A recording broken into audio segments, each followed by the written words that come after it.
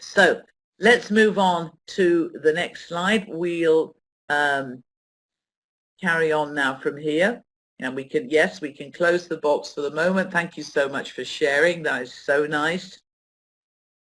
All those lovely new sentences now, whole new ways of looking at learning steps. Now, the word error does come up here once or twice. But this is something that some teachers might find useful about when or if to correct. So let's say that a learner is speaking, and while they are speaking, let's say that they're making a lot of learning steps. So let's say the form, the grammatical form is incorrect, or not. So if it's correct, there's no error, we have no problem. If what they're saying is marginal, which means it's grammatical, but nobody would really say it, then it's what we would say a 3 or a 2.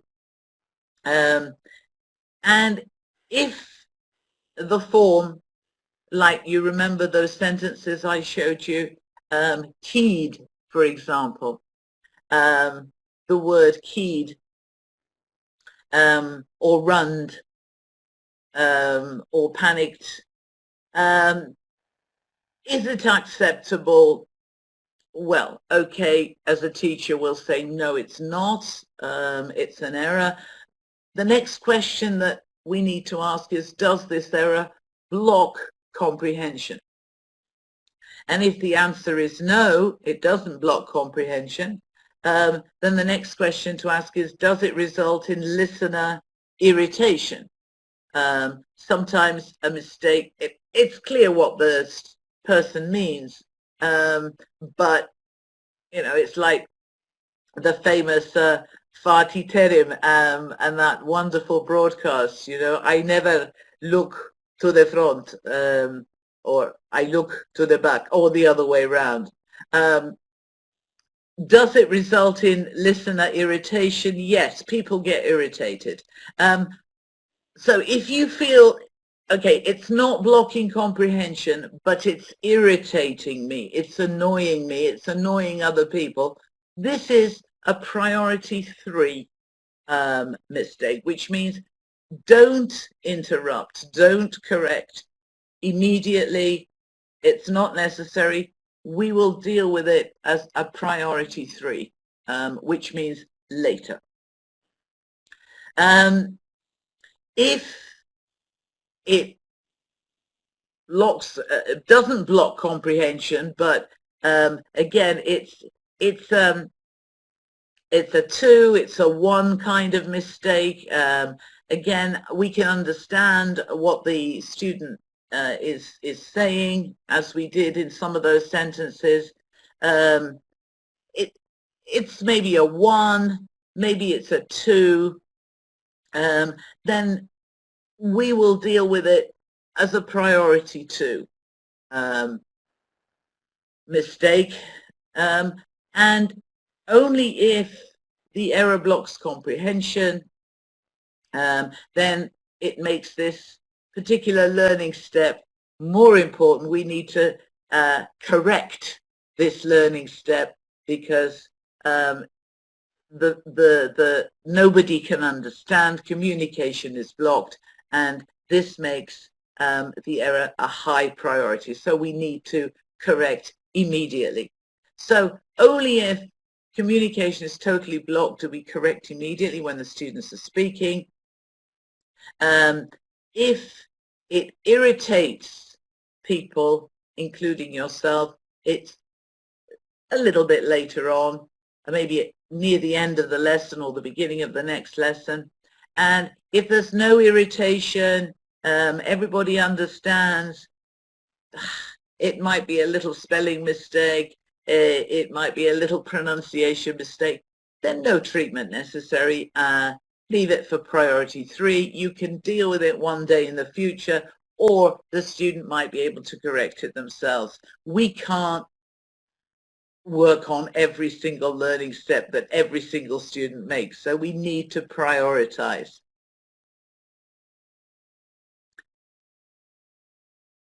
Okay, so let's look at some ways, some popular ways in which we can deal with these spoken learning steps, either on the spot immediately or later on.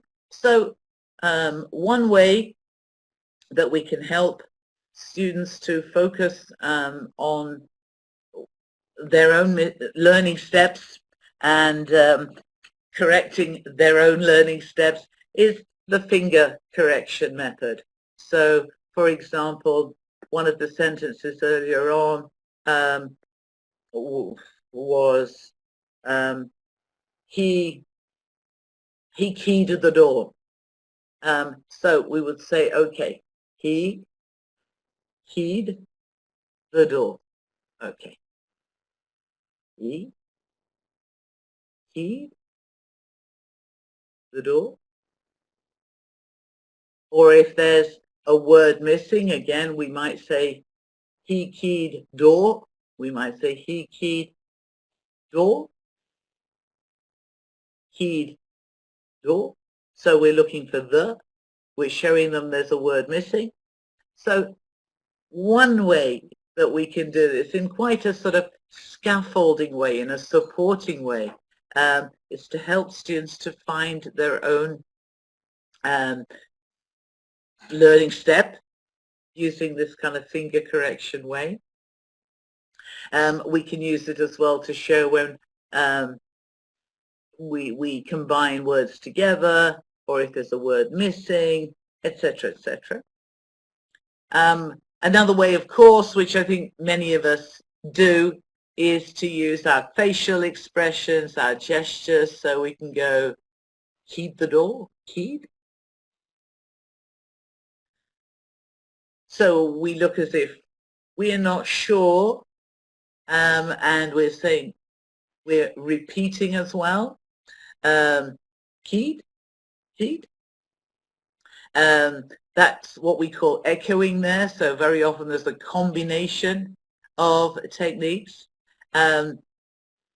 We can pretend sometimes to misunderstand. So as I often do when students say, I am boring, I go, don't worry, I'm boring too sometimes, but you know, other times we are very interesting, you know. For example, everybody is not interesting all the time. At the beginning, they look at me and say, but in the end, they get it. They get the idea. So pretending to misunderstand sometimes helps, which is what will happen in real life. If people misunderstand, they will go, what?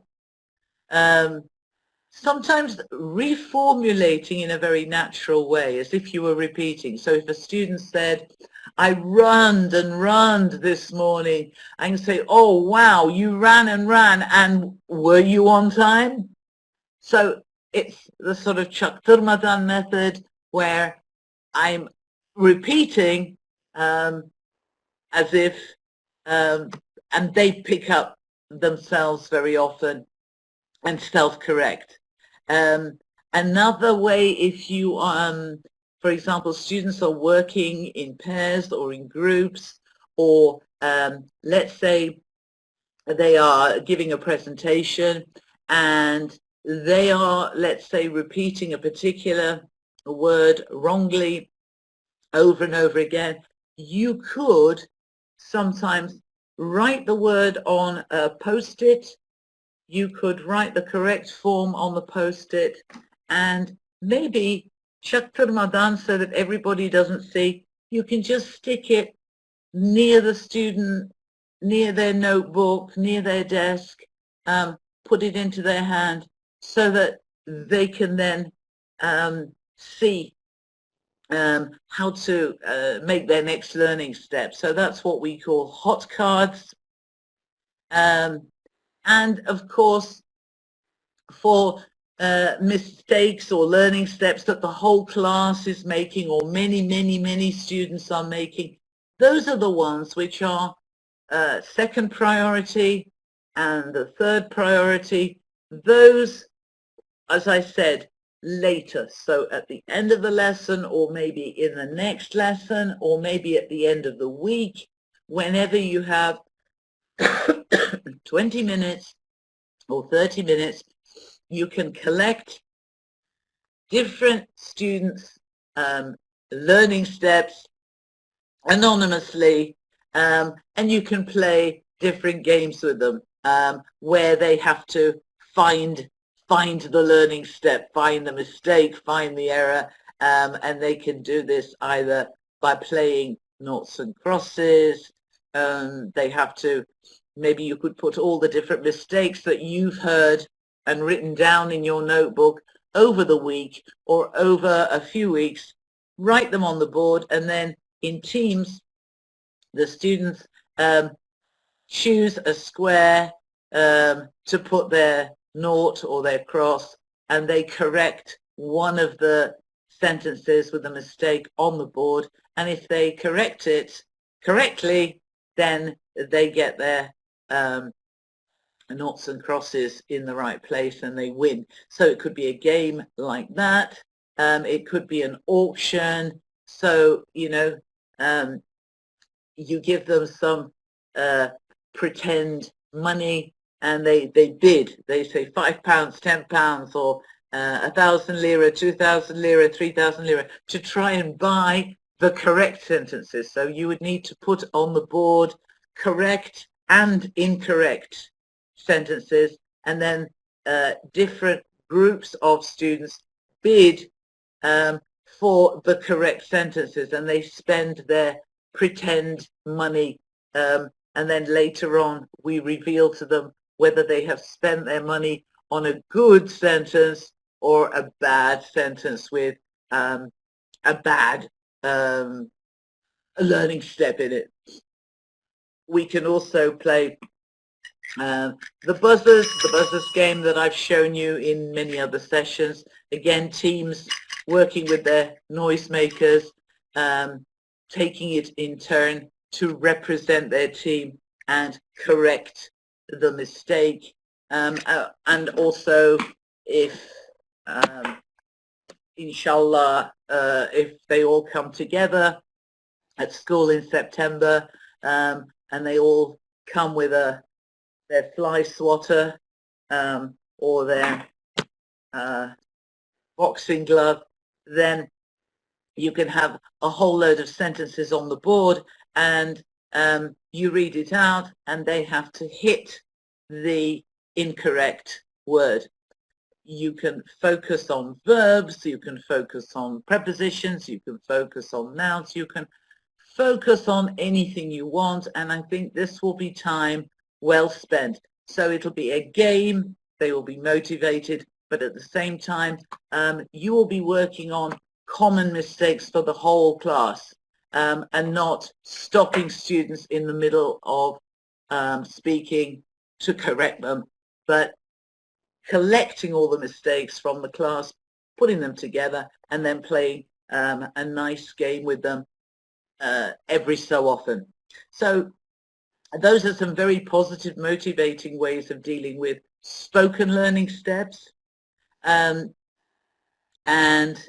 with writing, this is obviously even more important. I'm going to talk about both dealing with written learning steps for homework, but also when they have to write something which is going to be graded, maybe in an exam or at the end of the semester. So during the year, and especially at the very beginning, maybe for the whole of the first semester, it can be very demotivating if we underline or cross out or circle every single mistake that the learner makes when they're writing, because they're going to make these mistakes. We've said mistakes are learning steps. And then when they get their piece of paper with all these red circles and underlinings and crossings and things, they're going to say, that's it. I'm never, never, never going to write anything again, just as with speaking. So one thing that is recommended is, for example, be selective in your correction. And so if you've been working on, say, the simple past, irregular verbs, you can say, okay, I'd like you to write about, let's say, something you ate, which was really terrible. The most interesting thing you ate, maybe the worst thing you ate, whatever the topic is. But you can say, I'm going to be focusing only on the irregular forms of the simple past. That's what I want you to focus on, and that's what I'm going to focus on. So do this kind of selectively. The following week you might be working on I don't know, adjectives, maybe comparatives of adjectives. And so you can say, okay, I'd like you to write a description, blah, blah, blah, blah. And I'm going to be focusing only on, let's say, the adverbs or the adjectives. Or it can be prepositions or spelling. It can be different things. So they know, you tell them, this is what we're going to be focusing on this week, something else next week, something else next week. And so you can, both you and they can approach this whole sea of learning steps very gradually, step by step, part by part, section by section. In the exam, or even during the semester, we have this thing called global or local correction. Now, local correction is when we underline every mistake, every single mistake, which is not the same as selective correction. But there's also global correction, and this is what a lot of University of Cambridge examiners use this method when they assess writing from thousands and thousands and thousands of students from all over the world. They also approach the piece of writing in a global way, in, if you like, 4 or 5 steps or waves. So they will first read the piece of writing very, very quickly, and looking to see if it's communicative, if it's making sense. Can I understand what the student is telling me? Are they getting their meaning across? And they will give it a mark out of 5. A very subjective mark, but it'll either be 1, 2, 3, 4, or 5. 5 being, yeah, totally communicative. I understand exactly what the student is saying. Then they will kind of, again, skim through it very, very quickly, not underlining anything, not kind of diddy correcting anything, just very quickly look through the piece of writing and think, now, how accurate is this? How accurate is the grammar and the vocabulary? Are there mistakes, learning steps everywhere? Is it a 1? Is it a 2? Is it a 3? Is it 50-50? Or is it really free of any learning steps? Is it a 4 or is it a 5? Again, they will give it a mark out of 5. And again, this will only need a few minutes because you've already read it once for the meaning. So you look through it again and give it a little mark out of 5 for accuracy. Then a lot of teachers in secondary school also teach organization. So have a look at the organization. Is it well organized? Is there an opening sentence? Is there a concluding sentence? Is it in paragraphs? And again, that will only take you a few minutes, and you give it a mark out of 5. You may or you may not, if you're teaching punctuation, if you think punctuation is important, sometimes it is important, sometimes it isn't. You can again give them a very subjective mark out of 5. Is it fine, absolutely great, no problem whatsoever, 5? Or is it no punctuation whatsoever, no commas, no full stops, no question marks, nothing, 0? Give them a mark out of 5. And then finally, you may want to look at spelling and give them a mark out of 5 for that. And what you will get then at the end, you'll get a total out of 25. And that will have taken you about 5, maximum 10 minutes. And it is painless for the teacher, and it's quite painless for the student. And this is the way that IELTS, University of Cambridge, First Certificate, Proficiency, this is the way that most pieces of writing are assessed, graded. But during the year, when you're teaching the students how to write, you may want to be a bit more guiding. So apart from selective correction, you can also use different symbols. Some people do. I'm sure some of you use symbols. We'll look at that in a minute. And there's also some activities that I got from the British Council many, many years ago when I was working for the British Council in the 1980s.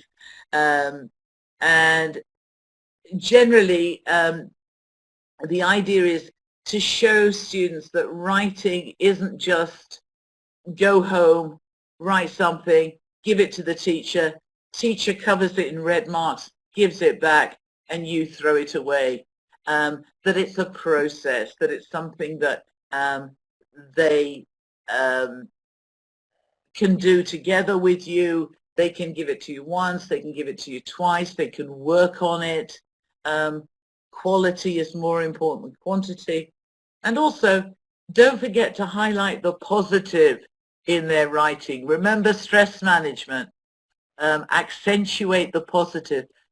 Why don't you, for example, just give what the students write a very quick look and tell them what they've done right. Tell them what's good before you go to the learning steps. So let's have a look at how we can help them during the year to improve their writing. These are really going to help them take better steps. So for example, some teachers will use these kind of symbols. So instead of covering the whole paper in red marks and correcting for the students, allow the students to look at it together, maybe look at it in pairs, maybe look at it in groups. And so, for example, if there's an S missing or a plural singular problem, we can just put this symbol here, the kare. If something is missing, we just put that little mark in. If the word order is a bit back to front, we can put these little symbols in, and we can actually write W-O. Wrong word, you can just write on the top of the word WW, and they know they've used the wrong word, and they'll have to find the right word for themselves. If it's the wrong grammatical form, you can write WF over the word. They have to find it themselves, and you can do it in black marker or in blue marker so that it doesn't look like the red C, Kızıl Deniz. T for tenses. Again, this symbol for this needs to be reorganized. Question mark for what do you mean, communication breakdown. S for spelling, P for punctuation, VF for verb form, There's a symbol here for not necessary. This is extra, or NA, not appropriate. So you could do this in the same color as they've done. So you are helping them, you are guiding them. You can write these symbols over the words, and their job then, as it could even be a game, see who can find the right words, correct the piece of writing, which could be anonymous. It could be a combination of different students' pieces of writing. Or they can just work on their own, or they can work with a friend, with a buddy, and see if they can correct it and then give it to you again before you mark it, so that you get a better piece of writing, so that you don't have to spend all your life marking terrible pieces of writing. There's also, again, I'd like to thank the British Council for this. This is a system which I picked up when I was working with the British Council, sort of between 1986 and 89. It's a 6-stage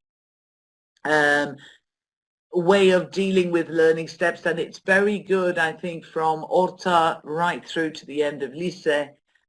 This will certainly help students to become much better writers, much more independent, and we're giving them a life skill to be able to correct their own writing. So the 6 steps are: stage 1, so they give in their first draft to you. You look at it and you underline any learning steps that you notice. And in the margin, you write the symbol. So SP and F. There's one problem with form, and there's one problem with spelling, and they have to correct it themselves. Stage 2, you underline it, but you don't tell them through symbols what the problem is. They have to find out. Stage 3, you do write what the problem is. You write P, for example, or SP, spelling, punctuation, but you don't underline, so you don't show them where it is. They have to find where it is. Stage 4, you can just put a cross in the margin for every learning step that you notice, a cross, but they know there are two problems in this sentence, but they have to find it for themselves and correct it. Stage 5, you put a cross in the margin, but you don't say how many problems there are. You just tell them there's a problem in this line, or problems, so they have to look much more carefully. And then stage 6, you give it back to them, back to the students, to look at together as a group, and to discuss as a group, or as a pair, or as a 3. This could be done using WhatsApp. This could be done using Skype. This could be used using email. They could email each other's to their friends, and their friends could, you could send out something you'd written to 2 or 3 friends, and you could all look at each other's and then discuss if you think there should be any improvements to be made. So it's a step-by-step, increasingly making the students more and more independent, giving them a lot of support at the beginning, and gradually taking the support away. And if you go through all the stages, they will be able to do stage 6. They won't be able to do it if you don't do some of the other stages. So these, instead of getting irritated or angry, perhaps we'll make everybody happier if we teach students to diagnose problems, and if we support them using a system like this. Otherwise, we will, I'd like to finish off on a little poem. this is the situation that sometimes we encounter at school. It's a little poem, and it was actually written by a 12-year-old boy. It was printed in the Times Educational Supplement a long time ago in 1985. But this is how this little boy felt about his writing assignments and homework that he did for his teacher. It's called A Boy Wrote a Poem. A boy wrote a poem. It was homework from class. He wrote about cliff tops and how the winds pass. He just let it flow from his head to his pen, but his spelling was bad. See, do this again. A boy wrote a poem and thought of his mark, and this time he checked it and wrote of the dark. He changed and corrected, gave it in the next day. He got B+, good effort, and threw it away. So sometimes too much correction can kill creativity and inspiration. Not enough support can also be very demotivating. So there's a lot of things that we as teachers can do to help learners. And finally, I mean, I've been to classes where every Friday mistakes are celebrated, learning steps are celebrated. So all the learners collect all the silly things they've said and written, the funny ones especially. They write them up on posters, they stick them up on the walls, and they celebrate. Why do they celebrate? Well, for two reasons. You probably know that Thomas Edison tried 700 times before he successfully invented the light bulb, and he said, I have not failed 700 times. I have succeeded 700 times in proving that those 700 ways will not work. When I have eliminated the ways that will not work, I will find the way that will work. And this is a lovely, if you like, philosophy for learners to take away with them. So make mistakes, make glorious mistakes, enjoy mistakes, see them as learning steps, love them, embrace them, and we will all learn from our mistakes. You said it earlier on. We will all learn from our wonderful learning mistakes. So thank you